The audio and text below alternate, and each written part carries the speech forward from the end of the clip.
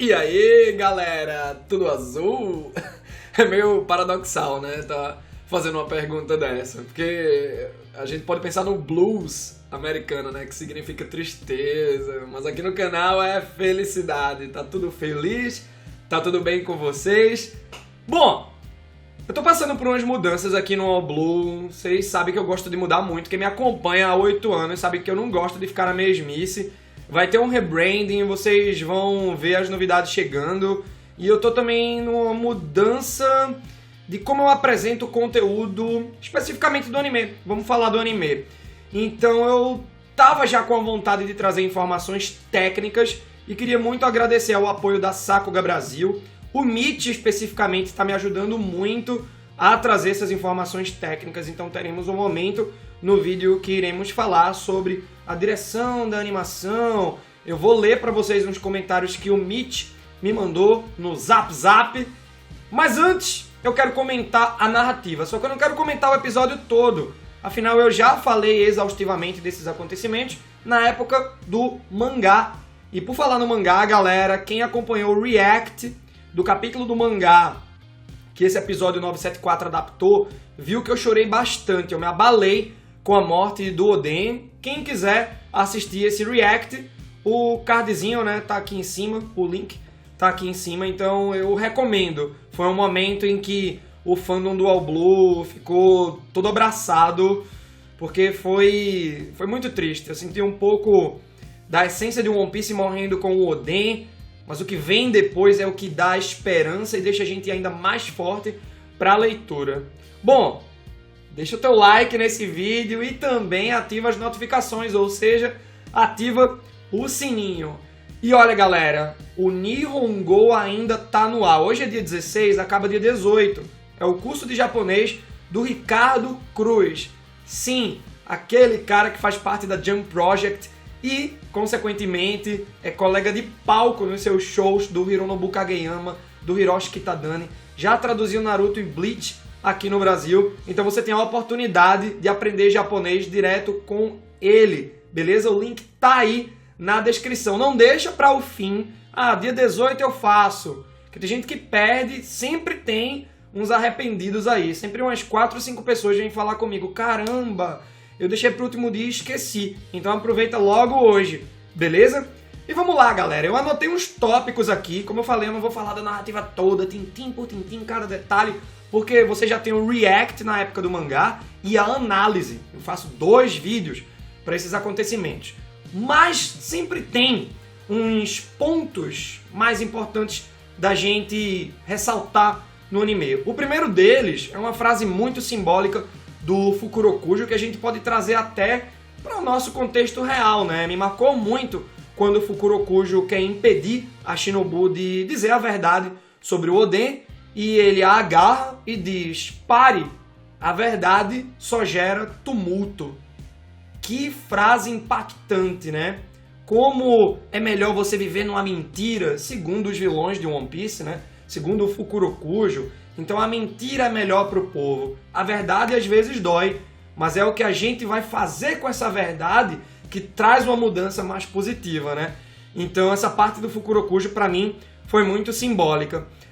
É interessante também que tem um momento que o povo está se rebelando lá, né? Tá torcendo pelo Oden e o Orochi fica pistola com isso. E ele manda, né, uma saraivada de flechas naqueles que estão torcendo pelo Oden e tal. E aí o narrador, ele vem completar informações que vimos no episódio passado. No episódio passado, 973, a gente viu a perseguição ao clã Kurozumi, porque acho que foi o pai ou o avô do Orochi, ele tramou tomar o poder de Wano e ele envenenou os vários daimyos das várias regiões, Ringo, Hakumai, Kibi, Udon, Kuri, e os Kurozumi foram perseguidos. Mas no episódio 973 é dito que foi uma parte do povo, uma coisa tipo extraoficial, que foi perseguir os Kurozumi, e aí, de uma maneira bem inescrupulosa, quiseram matar mulheres e crianças. Foi Kurozumi, é pra morrer. Kurozumi bom é Kurozumi morto, o que é um absurdo, porque foi essa realidade que forjou o Orochi que a gente conhece, né? E aqui no episódio 974 diz que a família real foi contra os Kurozumi. O Orochi é o Shogun, né? Então a família real, ou seja, os Kouzuki, a família do Oden, do Momonosuke, eles foram contra os Kurozumi e todo o povo perseguiu os Kurozumi também. O que a gente entende somando essas informações? Que a família real precisou executar o pai ou o avô, não lembro agora, do Orochi por conta dessa conspiração. Ele de fato matou os daimyos por envenenamento, então pena de morte para ele. Então eu acredito que o papel dos Kouzuki foi esse. A gente, claro, está querendo traçar toda a linhagem dos Kouzuki se baseando em Oden. Pode ter tido um ancestral do Oden que não era gente boa. Pode ter tido uma coisa dessa. Mas eu acredito que os Kouzuki, eles quiseram cumprir a lei, dado o absurdo diante deles. E o povo ficou contra os Kurozumi, claro, manchou o nome da família. E aí, isso se complementa com a parte mais extremista da população. Eu tô agora assistindo com Isadora no Globoplay, não tô ganhando propaganda nenhuma por isso, tá? O caso Evandro, de um menino que desapareceu na década de 90. Enfim, recomendo, é bem intrigante, esse caso não foi resolvido até hoje. E tem um momento que o povo acha um possível culpado e o povo vai marchando, gritando lincha, lincha. Então, é muito que essa parte extremista do povo de Wano quis fazer com os Kurozumi, né? E aí, vamos matar mulheres e crianças e pá. Então é muito importante a gente debater na raiz do problema, debater os vários aspectos sobre esses acontecimentos dos Kouzuki e Kurozumi pra gente entender quem é o Orochi hoje. Mas é claro, eu dizendo isso não é uma passada de pano para o Orochi, é mais pra gente entender as várias camadas de Wano e desses personagens, né? Então, Kurozumi e Orochi é um personagem bem interessante, apesar de odiável, né? E aí tem um outro ponto muito massa que o Oden vai falando sobre a abertura de fronteiras do país de Wano. O Oden, ele é questionado pelo Kinemon, né? O Kinemon fica curioso sobre o que o Oden descobriu nas viagens dele com o Barba Branca, com o Roger. E o Oden diz que os Kouzuki, ou seja, sua própria família, seus ancestrais, fecharam o país de Wano para proteger o Wano de uma força enorme. Que força enorme é essa? O governo mundial, eu acredito. E o mundo está esperando uma certa figura já há 800 anos. Essa certa figura é o Joy Boy. E aí muita gente diz que o Joy Boy é o Ruffy. Sim, mas eu acredito que não é a mesma pessoa, tá? Eu penso que o Joy Boy é o simbolismo daquele que herdou o propósito do Joy Boy. Então o Ruffy será um novo Joy Boy. E aí o Oden ele quer abrir o país de Wano para poder receber bem o Joy Boy. Porque a gente viu, né, quando a Marinha está conversando sobre o Wano, sobre a recompensa dos Yonkou, o Sengoku, o Branil, estão falando sobre os piratas Rocks, eles dizem que todo pirata que está perto do One Piece passa por Wano. Ou seja, o Oden precisa abrir o país porque o Joy Boy, o novo Joy Boy, o Ruffy, vai passar por lá e precisamos receber ele bem na sua jornada, né? Então é muito interessante porque a gente vê quem fechou o país, os Kouzuki, por quê? Para se proteger do governo mundial. E aí, né, a gente tem todos os pensamentos. Eu trabalho com vocês nos vídeos de perguntas e respostas, principalmente. O último vídeo de perguntas e respostas, falamos muito sobre os D, sobre o século perdido. Eu recomendo que vocês vejam para complementar os raciocínios com o que o Oden falou nesse episódio, né? Então, precisamos abrir o país para receber o Joy Boy. É aí que a gente vê que o Oden está resistindo. Ele consegue sobreviver 1 hora naquele caldeirão com óleo fervente e beleza, né? Ele sobreviveu por 1 hora, mas o corpo dele morreu. O Kaido constata isso. Você já era. O Oden sabia que ia morrer, mas ele queria provar um ponto, ele queria estar mais um momento com o povo. E que bom, né, que durante essa hora da glória, né, a Shinobu, ela falou a verdade pro povo. Então legal que umas coisas foram esclarecidas e o Oden joga os bainhas vermelhas.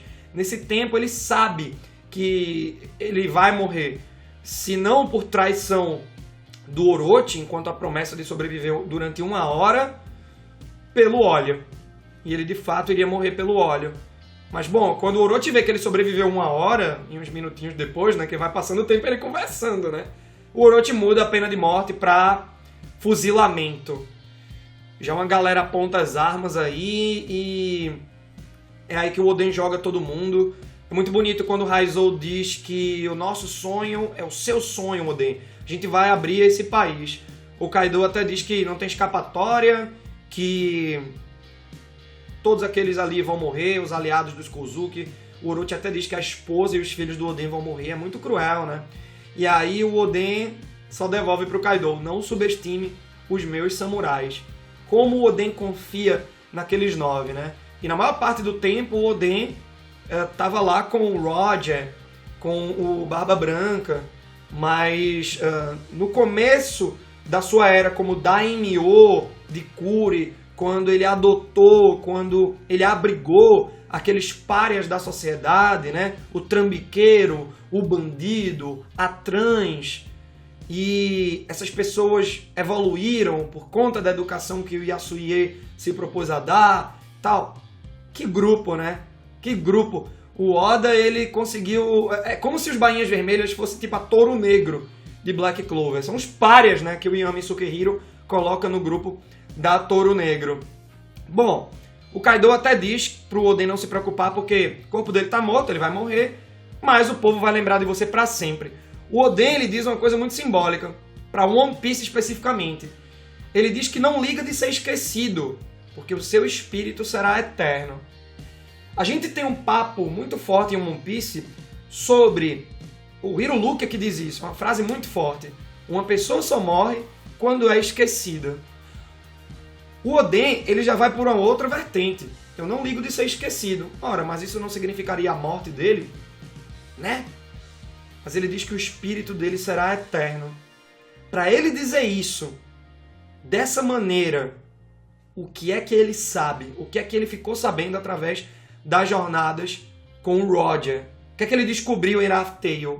Essa coisa do espírito.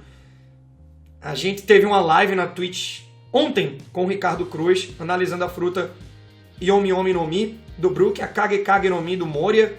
São frutas que mexem aí com a alma, né? A sombra pega a alma do usuário e os zumbis do Hogback também, né? A gente vê o caso da Sindri-chan, que pega características tanto da sombra quanto daquele corpo deteriorado. O Brook tem uma conexão com os mortos, a alma dele volta. Será que ele pode reerguer os mortos? Então, será que essa pauta de espiritualidade, vida após a morte, ainda vai ser desenvolvida em One Piece?